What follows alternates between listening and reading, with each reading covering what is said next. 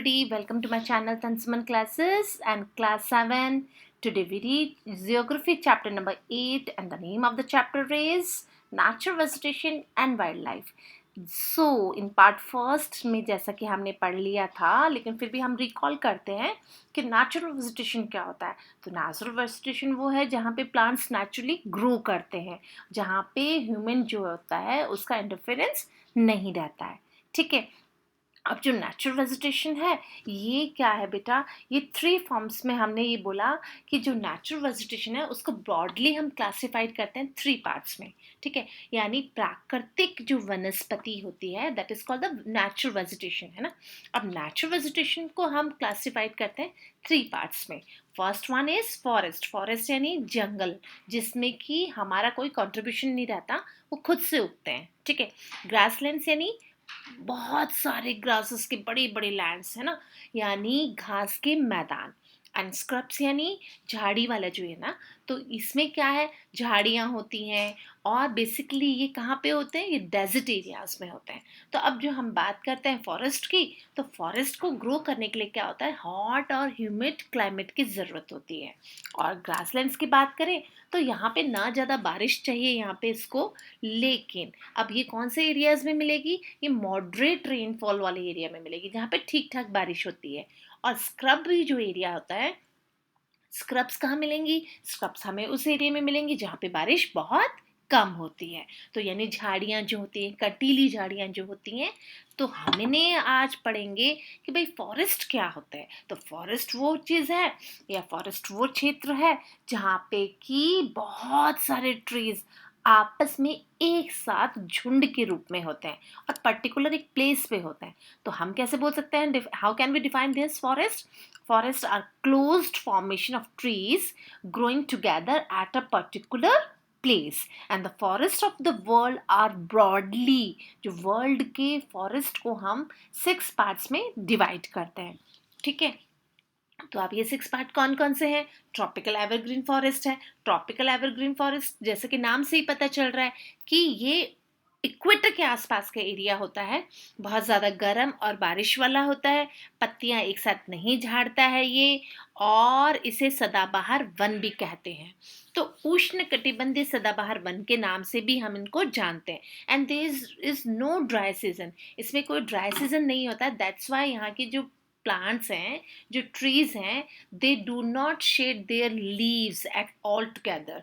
ठीक है, यानी ये अपने लीव्स को एक साथ नहीं गिराते हैं. ठीक है.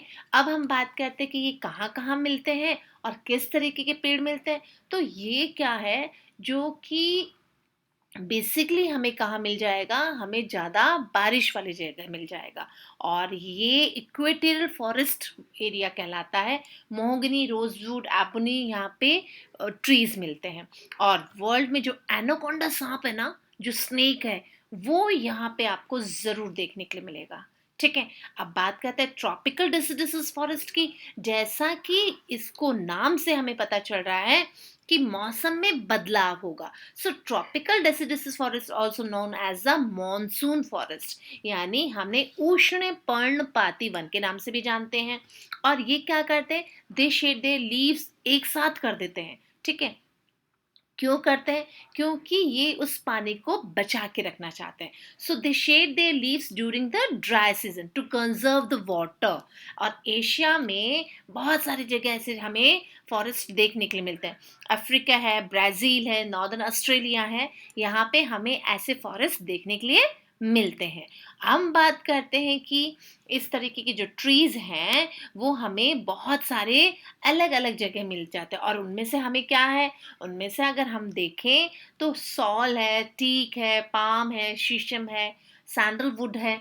ये सारे, सैंडलवुड यानी चंदन, तो ये सारे हार्डवुड जो ट्रीज होते हैं, हार्डवुड ट्रीज, तो ये हमें कहाँ मिलेंगे, ये हमें मिलेंगे ट्रॉपिकल डेसिडुअस फॉरेस्ट में. और ये फॉरेस्ट क्या होते हैं, हालांकि हमने हमारी नीड के लिए इसको बहुत ज़्यादा डिस्ट्रॉय करना शुरू कर दिया है. हम इससे फर्नीचर बनाते हैं, घर बनाते हैं, तो ये हमने इसको नुकसान पहुंचाया है. आज का जो टॉपिक है वो है टेम्परेट एवरग्रीन फॉरेस्ट. ठीक है. तो अब टेम्परेट एवरग्रीन फॉरेस्ट की बात करें अगर हम, तो आज आपको लाइक और सब्सक्राइब तो करना होगा और बेल आइकन को ज़रूर प्रेस करिए, ठीक है। चलिए आज का टॉपिक शुरू करते हैं, डीप स्टडी करते हैं इसका, जिसका नाम है टेम्परेट एवरग्रीन फॉरेस्ट, ठीक है, यानी शीतोष्णीय सदाबहार वन, ठीक है। अब टेम्परेट एवरग्रीन फॉरेस्ट की बात करें तो ये वार्म टेम्परेचर वाले एरियाज में होता है और बेसिकली ये कहाँ पे होगा, ये होगा उन कॉन्टिनेंट्स में जो कि ईस्टर्न साइड्स के हैं।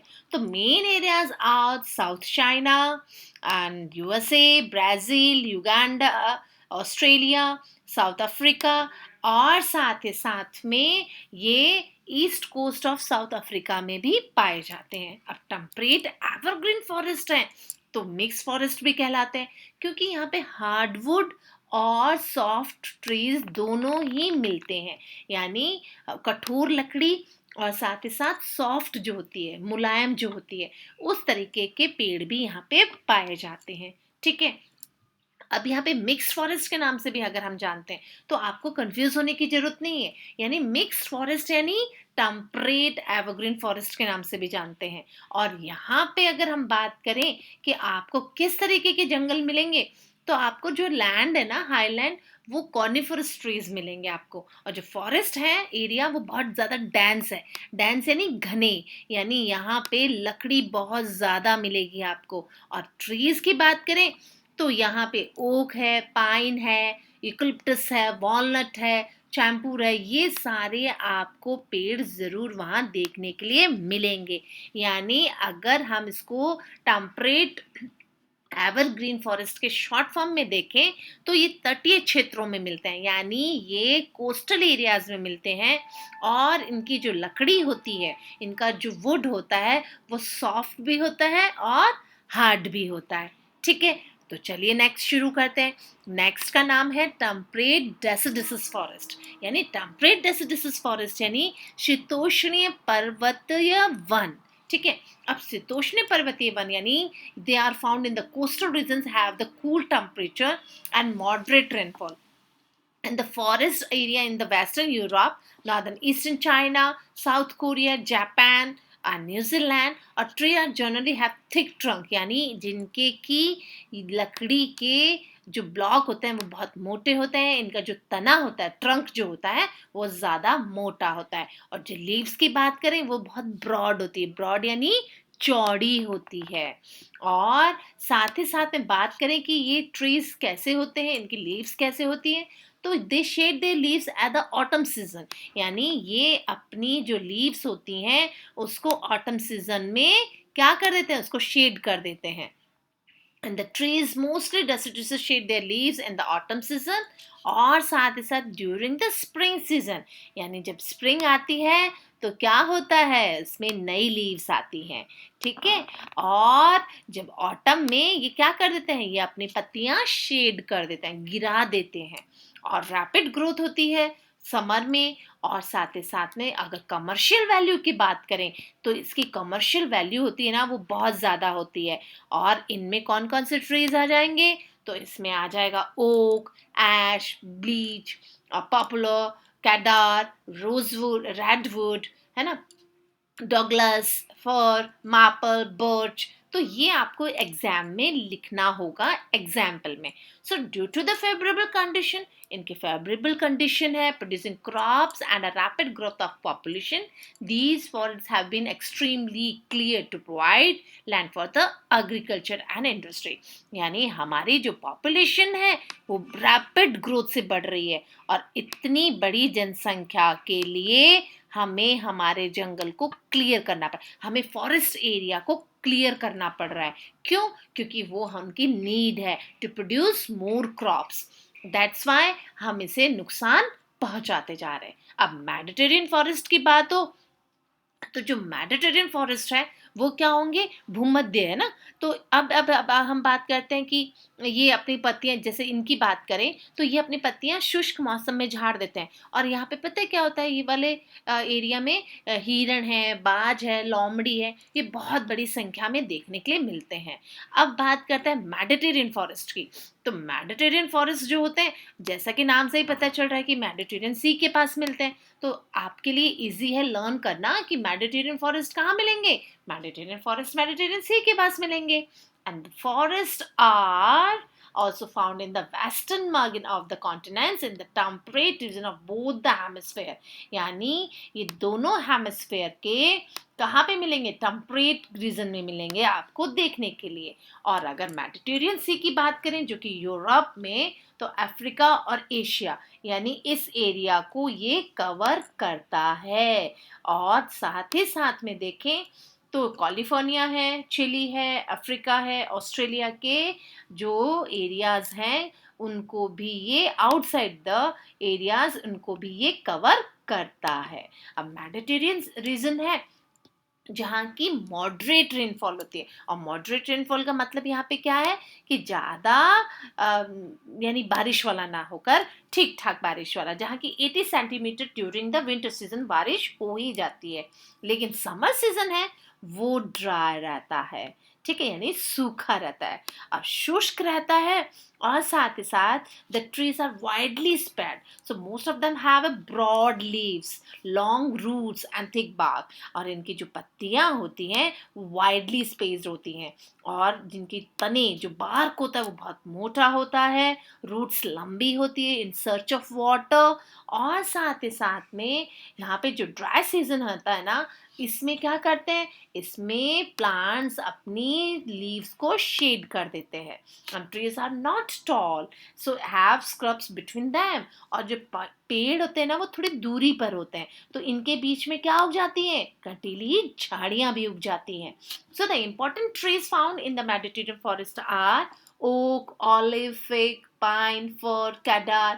ये सब आपको एग्जाम्पल दिए हुए हैं जो कि यहाँ पे पेड़ पाए जाते हैं। और नट्स और ऑलिव ऑयल की बात करें तो, और साथ ही साथ में सिट्रस फूड, यानी सिट्रस फूड का मतलब ये है कि जो खट्टे फल होते हैं वो भी यहाँ पे बहुत बड़ी संख्या में मिलते हैं।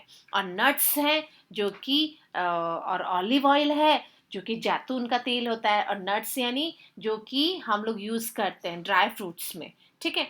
सो the main citrus food are produce in this region. और खट्टे फल जो हैं वो इस एरिया में ज़्यादा लगते हैं। जैसा कि अगर बात करें तो ऑरेंज है, फिग है, ऑलिव्स है, ग्रैप्स है ना, पल्म है, पीचेस हैं, ये यहाँ पे बहुत बड़ी मात्रा में उगाए जाते हैं, प्रोड्यूस किए जाते हैं। और अगर आज के टाइम में रिसेंट ईयर्स बात करें तो नेचुरल वेजिटेशन है ना वो रिमूव्ड होती जा रही है, और ये हर जगह की प्रॉब्लम है। क्यों? क्योंकि एग्रीकल्चर के लिए ज़मीन चाहिए, फ्रूट फार्मिंग होने लग गई है। तो अब क्या हो गया, जहाँ पे कि फॉरेस्ट एरिया था ह्यूमन बींग्स में उसको अपने अंडर में ले लिया, और क्या हुआ, वाइल्ड एनिमल्स के लिए वो जगह छीन ली गई, यानी वाइल्ड एनिमल्स से वो जगह ले ली गई। तो वाइल्ड एनिमल्स कहाँ चले गए, उनके लिए जगह और छोटी हो गई, बिकॉज ऑफ हमारे जो पॉपुलेशन है वो बढ़ती जा रही है। और फिर हमने क्या किया, we remove to provide land, हमने लार्जली नंबर ऑफ वेजिटेशन को रिमूव कर दिया, because we need agriculture and fruit farming. And last one is coniferous forest, यानी कॉर्निफॉरस यानी शंकुधारी वन। अब शंकुधारी वन यानी टैगा जो होता है, जो कि उनकी जो लीव्स होती हैं वो जस्ट लाइक अ निडल, बहुत तीखी होती हैं। तो इनको हमने क्या नाम दे दिया, इनको हमने टैगा नाम दे दिया। और हम बात करें इन फॉरेस्ट की, तो द फॉरेस्ट आर ब्रॉडली, ये फॉरेस्ट जो है ये हमें कहाँ मिलेंगे, in between the 50 degree north and 70 degree north. And the region of this latitude, high altitude में मिलता है, जैसा कि ये पोलर रीजन्स में बेसिकली हम देख लें क्यों यहाँ पे ऐसा होता है? बिकॉज द ट्रीज ना, ये इनमें से अगर हम देखें कि कहाँ ज़्यादा मिलते हैं, तो ये अलास्का है, कनाडा है, ठीक है, और साथ ही साथ नॉर्दर्न रशिया है। और ये सारे कौन से एरिया हैं? ये सारे वो क्षेत्र हैं जहाँ पे कि बर्फ बहुत ज़्यादा होती है। And the plants growth in this region is slow due to the very cold winter and short summer. यहाँ पे जो समर सीजन होता है वो तो बहुत छोटा होता है, और जो विंटर्स होते हैं ना वो बहुत बड़े होते हैं।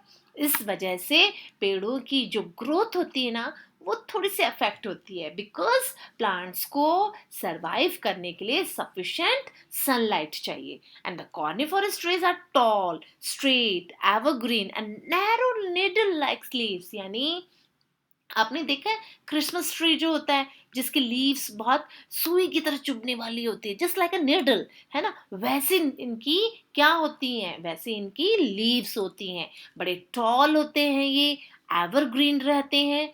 And most of the trees have soft wood and light in weight. और इनकी जो लकड़ी होती है ना वो बहुत ज़्यादा सॉफ्ट होती है। अगर हम बात करें तो इनकी लकड़ी से पता है क्या है, मैच बॉक्स बनाए जाते हैं, दरियाँ भी बनाई जाती हैं, अखबार के पेपर भी इससे बनाए जाते हैं।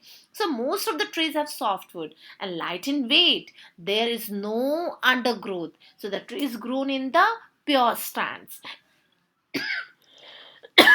Sorry. So the main types of trees found in the spur, pine, fir, lich, cedar and hemlock. ठीक है, and these forests are the great commercial value. यानी इनकी जो commercial value होती है ना वो बहुत ज़्यादा होती है।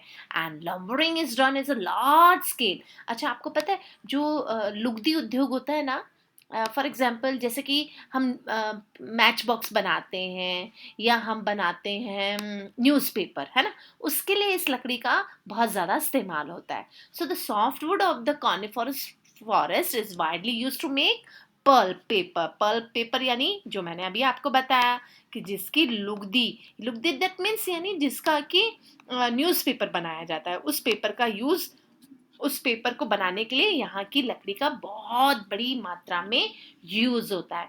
फर्नीचर बनाने के लिए होता है, मैच स्टिक जो कि माचिस होती है, प्लाईवुड जो कि हम लोग गेट बनाने के लिए यूज करते हैं, डोर्स बनाने के लिए यूज करते हैं, स्पोर्ट्स गुड। अच्छा, स्पोर्ट्स गुड्स में क्या होता है, बच्चों को लाइट वेट के बैट चाहिए होता है ना, तो इससे वो बनते हैं। And toys also. सो इसके लिए हमें क्या चाहिए, इसके लिए हमें चाहिए सॉफ्ट वुड, और सॉफ्ट वुड जो है वो हमें इन्हीं से मिलती है।